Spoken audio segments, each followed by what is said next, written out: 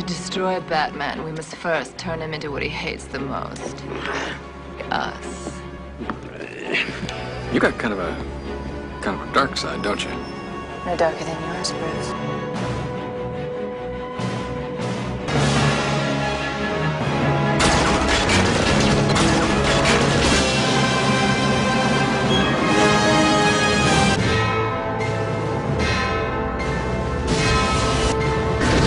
Hey guys, Cash here with another movie review. This time I'll be reviewing Batman Returns from 1992, a Tim Burton sequel. I talked about the first movie and gave my honest opinion about what I thought about it.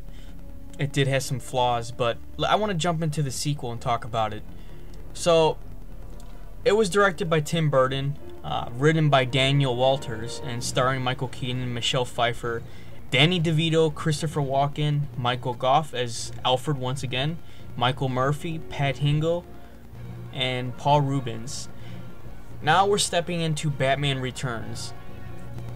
And in my opinion, it's probably one of the most ballsiest movies in Hollywood history. They took a formula that was dark but very light and made the film intensely dark and brooding.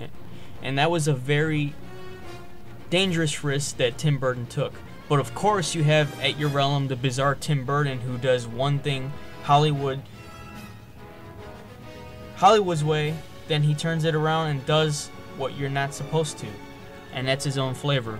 For example, he made the brilliant Ed Wood and turned around and made an Ed Wood film, Mars Attacks.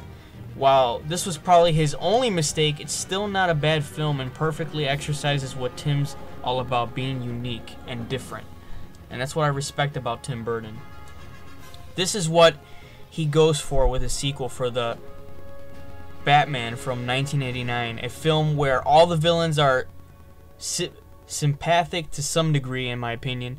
The Joker wasn't a sympathetic character, just a wildly fun villain to root for. His villains are all repulsive, misunderstood people, some who do the wrong thing for a good cause. On the other hand, Bruce Wayne, played by Michael Keaton again, has apparently lost Vicky, maybe why he's brooding again. He falls deeply in love with a girl named Selina Kyle, played by Michelle Pfeiffer, who works for an evil industrialist named Max Schreck, played by Christopher Walken. Little does he know that Selina found out about Max's evil plans to do something bad and selfish with electricity and threw her out of a window. Nope, she was dead. She was brought back to life by her cat. Since she was a cat lover and becomes Catwoman after all these cats bite her wounds, I don't get that either. She has 9 lives and a tad insane now, and constructs a tight leather costume for herself and carries a whip when she goes out at night to destroy Max Schreck and beat up thugs. But her real persona is in love with Bruce, but little does she know he's Batman. This is the most intriguing subplot in my opinion, and any of the Batmans, and is handled magnificently in my opinion. Meanwhile, the Penguin, played by Danny DeVito, is a deformed man who was thrown into the sewers by his stupid parents who didn't give 2 rats' asses about him. One of them being Paul Reubens, when he was an infant, had decided to rise and woo everyone so he could go into the office and help Max Schreck do very bad deeds. He's seen as a sympathetic character because he's so reclusive and ugly. On the other hand, he has legions of penguins and circus freaks at his side too in the sewer, so he can war against Batman. Tim Burton, in my opinion, I know I keep saying my opinion, but like I said, Tim Burton carefully constructs the story and adds his great psychological depth into the film, which is a good thing.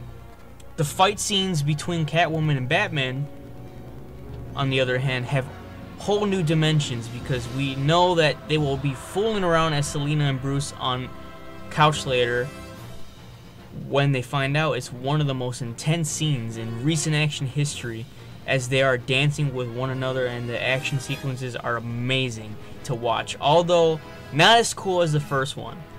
Nothing compares to the first one. The action The acting is basically stolen by Michelle Pfeiffer. Michelle Pfeiffer, yes. Michael Keaton rocks his Batman once again. And Danny DeVito is a great Penguin, and Christopher Walken is at first laughable with his erased head hair. But he also rules. But Michelle is just amazing, guys. Every move is unpredictable.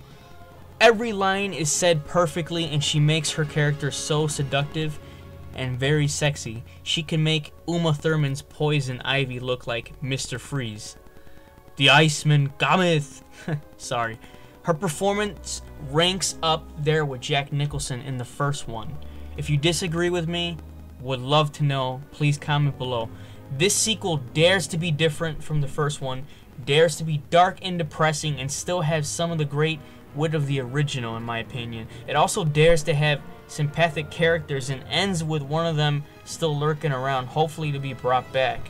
I highly recommend this one for being fun and still very deep. I would give this movie 4 out of 5 stars.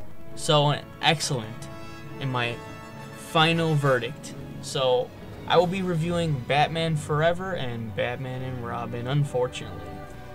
And then we will jump into the Nolan films. So hopefully you guys enjoyed my review. Please leave the comments, let me know what you think, and let me know what you think about my opinion. Thank you for watching, and thank you for all the subscribers I've gotten. I really appreciate the views and everything. Until next time, guys, this is Cash with another movie review. I'll talk to you guys later. Peace out.